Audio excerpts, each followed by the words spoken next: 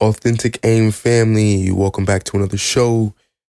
I know I'm getting this episode out late to y'all, but better late than never. We're still keeping it going, still got the momentum in the works. We're just building step by step, day by day. Y'all know the routine. This is nothing new. Gonna do a quick little intro before we hop into things. First and foremost, I'm feeling absolutely amazing. A little tired. Lots going on, keeping myself busy. The reason this is getting out to y'all so late is because I've just had so many things to do, so many small tasks to handle and take care of, and it just one after another after another. I actually did prep for this show earlier in the week, earlier last week actually, and was planning on being able to record it before the weekend, but just didn't get the opportunity to do so, and then things started to pile on. So like I said, we're getting after it now, and that's all that matters. So we're going to remain in the present and handle things while we can. I hope this week was great for you guys too. Like I said, for me, I'm feeling good. I think one thing I realized throughout the week was I asked myself if I could give myself one thing, one gift. Doesn't matter what it was, what it is, what would it be? And the answer I came up with was a quiet mind. And I realized all I was looking for was peace. That's all I wanted was peace. And it dawned on me that peace isn't this thing that you have to wait to receive. In every moment, in every day, in every situation that you're faced with, you have the ability to choose peace.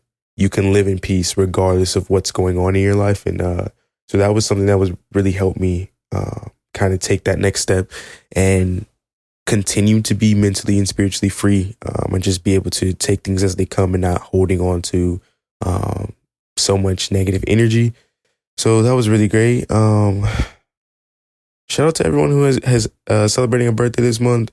I know I got a few people in my life who are celebrating their birthday. Shout out to one of my best friends. Her birthday's today. I hope if she listens to this, I hope she's doing well. I hope she had a great birthday celebration. Trying to think, is there anything else we need to hop into today? So I do want to connect this episode with last week's episode. Obviously, last week we talked about fear. This is almost a continuation of that, just continuing to connect the dots and put these topics together.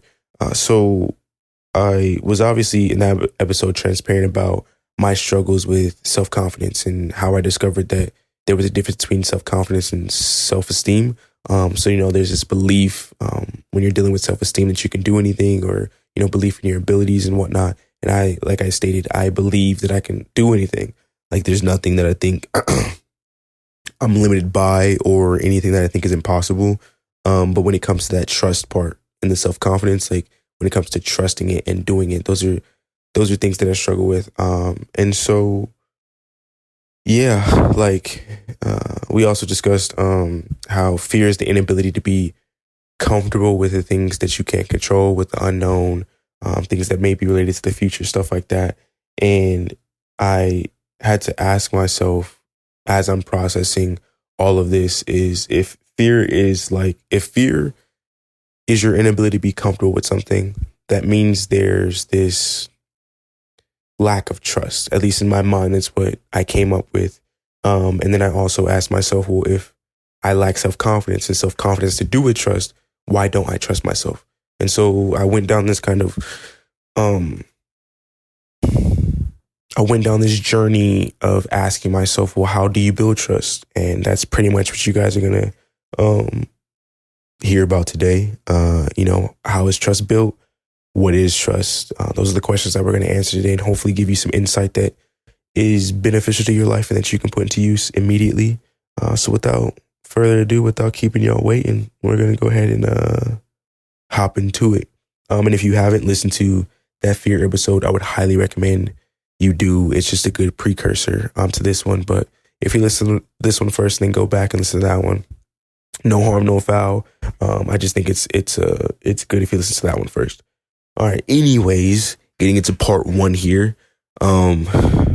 What I first want to tackle is, what is trust? And y'all know me, I'm not going to overcomplicate it. We're just going to go do a quick internet search. And if we do, what you find is that trust is the firm belief in the reliability, truth, ability, or strength of someone or something. Recently, I had this conversation with my boy, and he was expressing his struggles with specific things. What we exactly were talking about was he was struggling with accountability and procrastination. And I shared that I had similar experiences that I had to overcome. And as we're discussing all this, of course, he asked me what that all meant or how I was able to get over that. And I explained to him it's about mindset. And if you can identify the things that influence your thoughts and beliefs, you can change how you live and interact with the world. And I think when it comes to trust, it's almost that same thing. Like, beliefs are established through lived experience. And so if trust is this firm belief in the reliability, the truth, the ability or the strength of someone or something, that's something that you've learned through multiple experiences, through multiple encounters, and through different situations. Like, it's not something that just, you just thought of one day and accepted it as the truth, right? Very rarely do we just take things for face value, right? I think a lot of us are skeptical. A lot of us do our own digging, verify things, confirm things. Like, not to say that there aren't gullible people out there, but there are, I would say, not many people who at least are going to do a little bit of digging or do a little bit of homework or ask questions as it relates to something, unless it's coming from a reliable source. And how do you find something reliable? Because you've had previous experiences with them. Like, you may trust your mom, you may trust your dad if it comes to certain questions or if it comes to specific topics and discussions, because you've had scenarios where you've confided in them or you brought something to their attention, and time after time again, they provided you invaluable advice or insight or whatever to aid you in whatever you were trying to accomplish. And so that's what I'm trying to get after here is, like, if you believe in something, let's say, I don't know, you believed in the tooth fairy. If every time you put a tooth under your bed or under your pillow, you got $1 or some money. Well, if someone told you, hey, that's the tooth fairy, then that's what you believe until maybe you figure out that, oh, it's not the tooth fairy. The only reason I got money in there is because, my parents put it there or whatever. I don't know. Like, I hope you guys are understanding what I'm getting after. Beliefs aren't just like these things that we are born with understanding or having programmed into us. They're things that we become accustomed to or create in our lives as we begin to live them. And so what does that mean? What is a lived experience? And if we get down to the simplicity of it, a lived experience is action. It's a moment in time, something happened, an event took place, but regardless of what it was, an action was performed. So if beliefs are formed through lived experiences, if trust is a firm belief in something or someone or reliability, truth of something related to, an object or a person, then that means trust is formed through action. I'm going to repeat that whole cycle over again so you get what I'm saying. If lived experiences are simply completed actions, and lived experiences help form beliefs, and beliefs help form trust, that means if we get down to the root of it, trust is formed through action.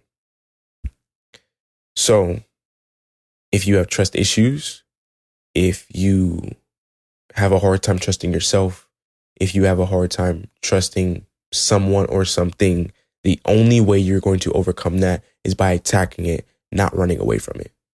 Trust is conquered, or trust issues or problems or anything related to it are conquered through action and opportunities where your faith is tested.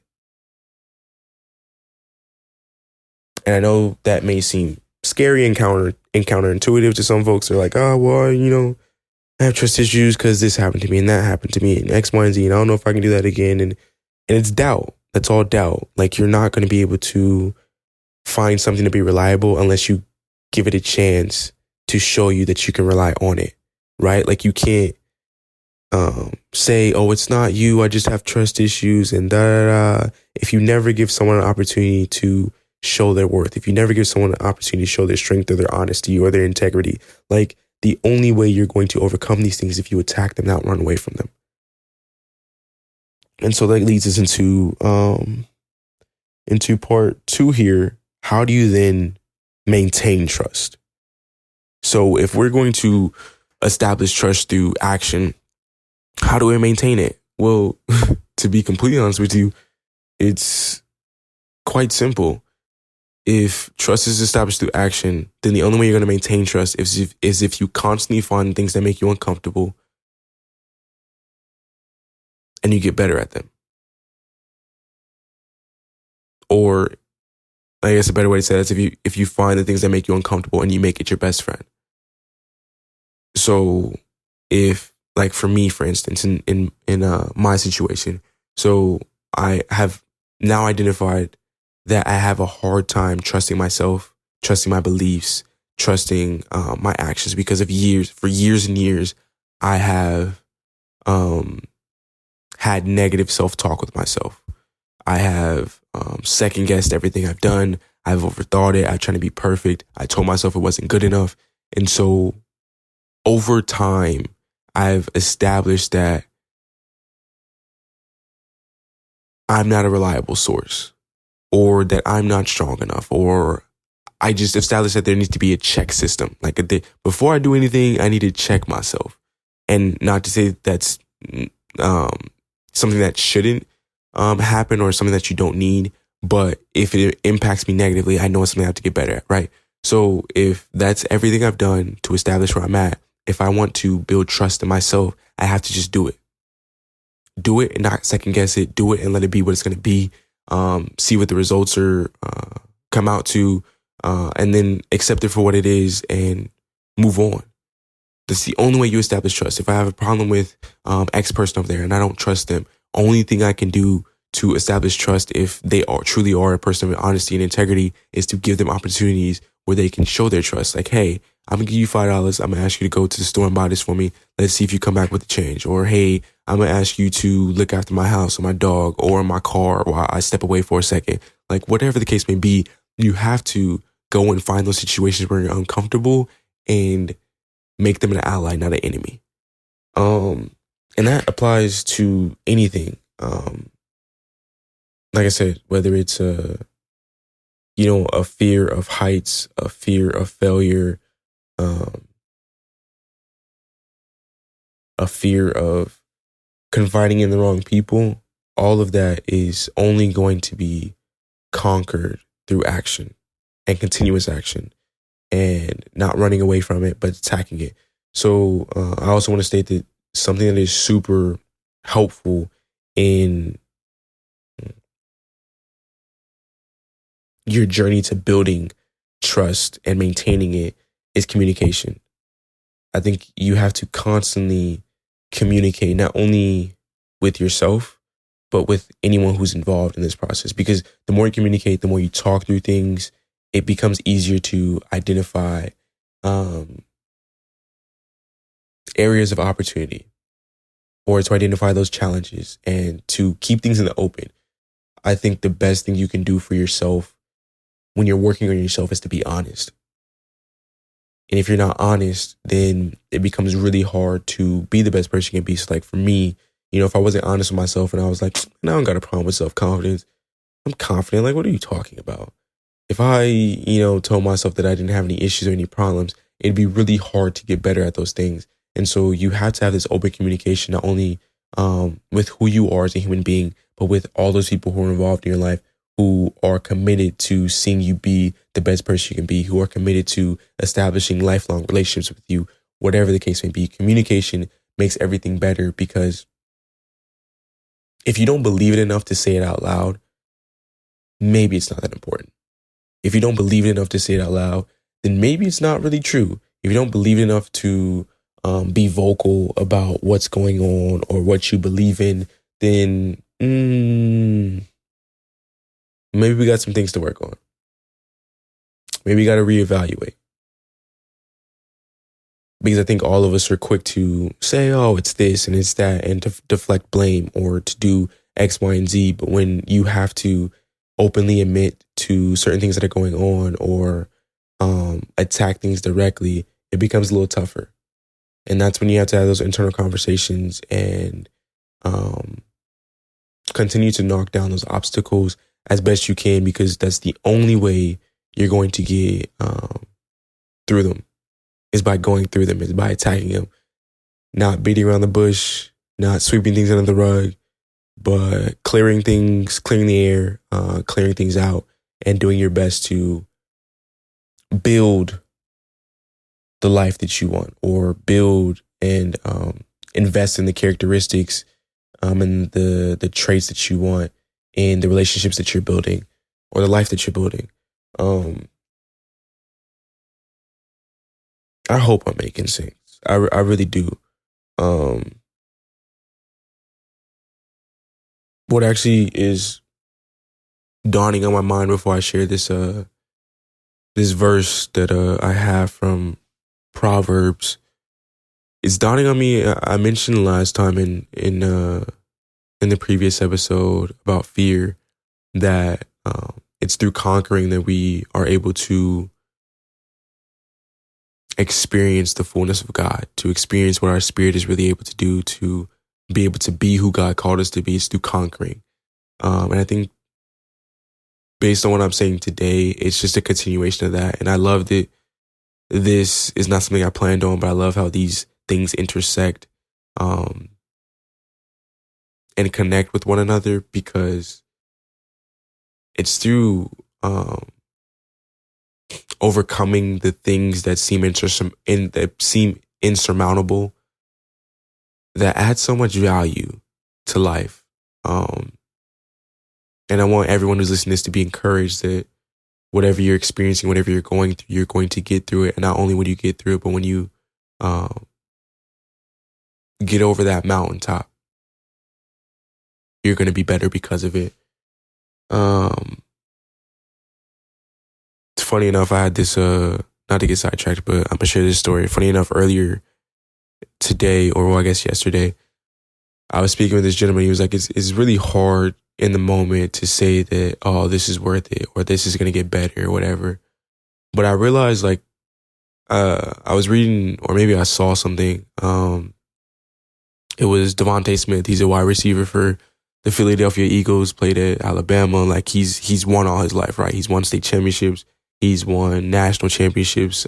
He's now won a Super Bowl. He's won the Heisman. Like, the man has done it all, right? And he says, like, when he won the Super Bowl, it wasn't really much for him. Like, it wasn't super emotional. It was like, I got it done. Like, let's do it again. And I realized, like, we spend so much time chasing the outcomes, chasing our goals, that we never realize that the reward really is in the journey. And I know we've all heard it. I've heard it countless times. I've listened in to people who've expressed that sentiment to me and to others, and just shared that advice to the world. And I never really understood it. I'm just like, the journey is the reward. Yeah. And you try to get yourself to believe that, right? Like, hey, all right, the journey is the reward. I'm going to get up today. I'm going to do this. I'm going to do that. And it's not until you comprehend it for yourself that things start to really come together.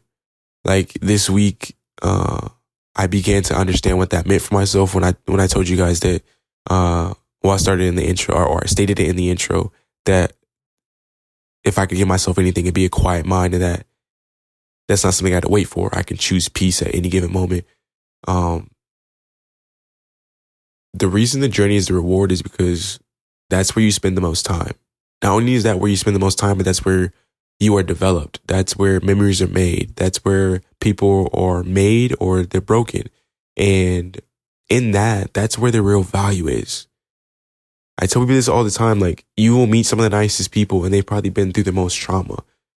You will meet some of the most resilient and strong people, but that's because they've experienced things that you can't even imagine. And if that's where the value's added, don't you think that's where we should have our appreciation? Because when you get to the end, let's say, you're chasing a certain amount of money, maybe you're chasing a status, maybe you're chasing a relationship. Once you get it, it's like anytime you get something new, like you get a new thing or a new toy, that high lasts for a week, 2, let's just say a month. And then after that, it becomes what's next? Where's who next? What are we chasing? What are we conquering? What do we want? And you're constantly just running after something. And if you're constantly on a journey to accomplish a goal or to obtain something you want, don't you think we should value that a lot more? And for me, it sucks that it took me so long to figure that out, but it really does enrich your life when you begin to just to appreciate where you're at and to trust the journey, trust your work, and just believe in it and love it. And that's what we're talking about here. I know that was a long-winded story and episode, but I really don't believe that it's hard. Let me say this. I don't want to say it's not hard, because it is. When you're faced with adversity, it's not fun. But when you begin to think like, man, these moments aren't going to be here forever. And there's going to be a day and time when I'm going to be dealing with something totally different. And I probably would wish that I was right here in this moment, because life is so much simpler. And I'm not going to wait till I get to the mountaintop to give God the glory, to praise and rejoice and to enjoy my life, because I don't know how long it's going to take to get there. But with every step I take, with every decision I make, with every action that I set out to complete, I want to make sure that I enjoy it. The journey is the reward. And so before I close things out, I do want to share this verse. It's from Proverbs chapter 3, verses 5-6. And it says, trust in the Lord with all your heart and lean not on your own understanding. There's that word again, trust. Trust in the Lord with all your heart and lean not on your own understanding. Whether you're someone who believes in God, believes in a higher power, spiritual person or not, if nothing else, if you can't trust in yourself, if you can't see the value in what you're doing, if you're like, I don't know if I could really get this person a chance to have this type of access to me, or to have an opportunity to show the things that they're saying, lean on hope. Lean on,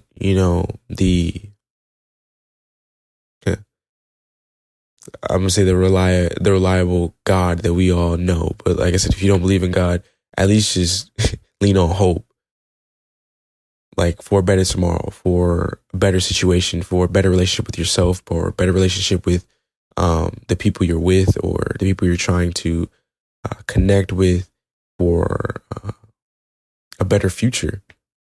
Like just lean on hope, right? That there's a potential that it can happen. That there's a chance. Like trust in that and don't ever let it go, because the world is going to give you so many reasons not to have trust. They're going to give you so many reasons not to believe in yourself, to work against who you are or maybe who you want to be, and instill all these negative emotions into you. And at the end of the day, you have to ask yourself, what do I want? In this exact moment, who do I want to be? And is the decision I'm making aligned with that picture? Once you have established once you have established the ultimate trust in yourself, in someone or something, it becomes second nature. And how do I know that? So I'm going to provide some examples of things we trust. Every day for many of us, you trust that when you go to sleep, you're going to wake up tomorrow. And honestly, it's not a bad thing to believe, right? We've all done it multiple times. But of course, there's going to be a day when that doesn't happen. We're not going to think about that right now. We're just going to focus on the fact that every time we go to sleep, we're going to we trust that we're going to wake up tomorrow, regardless of where you're sleeping, where you're at, whatever the case may be, you trust it. And that trust is because you've done that multiple times. I'm literally recording this after sleeping for like a few hours, maybe like 6 hours or something. Y'all are listening to this after y'all just went to sleep for the 5th, 6th time this week, maybe even more. We've all taken a nap, went to bed, woke up more times than we can count. There's no way of keeping track of how many times you've gone to sleep and woke up. That's trust. We all trust that if we hop in our car and we start it up, it's not going to blow up. We're not going to have any problems. Why? Because, again, we've done that countless times that we can't even fathom that anything else would happen. Because you've taken your key, you've put in the ignition, you've started it up, let it warm up for a little bit, you drove off, no issues. You've pressed that button, push to start, car's turned on, no problems. That's the trust that's been developed through action. Or let's just say you've driven your car across a bridge on the highway. I mean, y'all seen how highways are built, right? The interstates, like they have the little pillars that are supporting the road. We've all driven on them multiple times, and never once have you slowed down and came to like a crawl and shaking in your seat or gripped the steering wheel extra hard because you were scared that as you went over this bridge or as you made this turn, that the road was going to crumble or that the bridge was going to collapse. Why? Because you've trusted it. Why do you trust it? Because you've done that so many times, it becomes second nature. You don't even think about it anymore. And so if you think about things you're really good at, or if you think about things that have become second nature to you, ask yourself, how did that happen? And I will almost guarantee that the reason you feel that way about that thing, or maybe that action, or that skill, is because you've done it. You've matched it with action after action after action, that there's nothing to think about or worry about anymore. So to summarize this entire episode, trust is established through action. And to maintain it, you have to attack the things that don't have, how can I put it? That don't have enough repetitions. That's what I'll say. Trust is established through action. And if you want to build or maintain trust, you have to attack the things that do not have enough repetitions. Give yourself a chance. Go find those experiences. Whatever you do, don't live your life without at least trying. If nothing else, don't live your life without at least trying.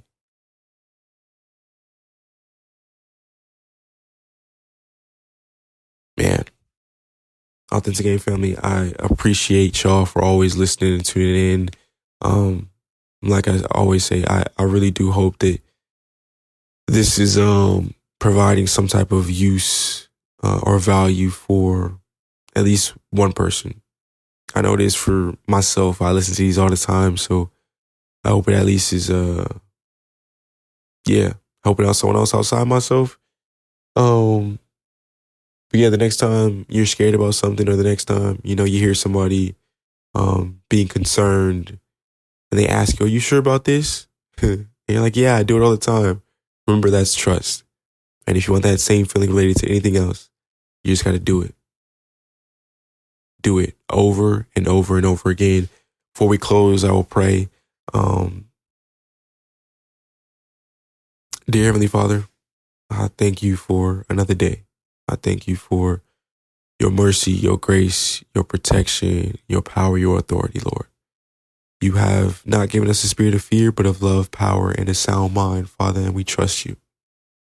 We trust you because you've never let us down. We trust you because you've never led us astray. You've always been a pillar of strength, of prosperity, of abundance. And we thank you, Father. We thank you for the good, awesome, and reliable God that you are. Lord, as we embark to become better human beings, as we look to establish trust in ourselves, we ask that you take our hand and guide us. Give us strength. Support us through the dark times. Support us through the troubling times where we have to do nothing but trust you. But let faith lead us. And I know it's difficult to be able to walk and have confidence in the unknown. But your word has established that we cannot please you without faith. And that faith is dead without works, without action.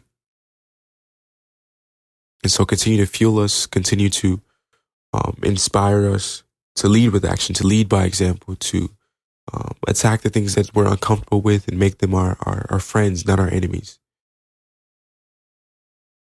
We pray for peace, for a sound mind, for a strong mind.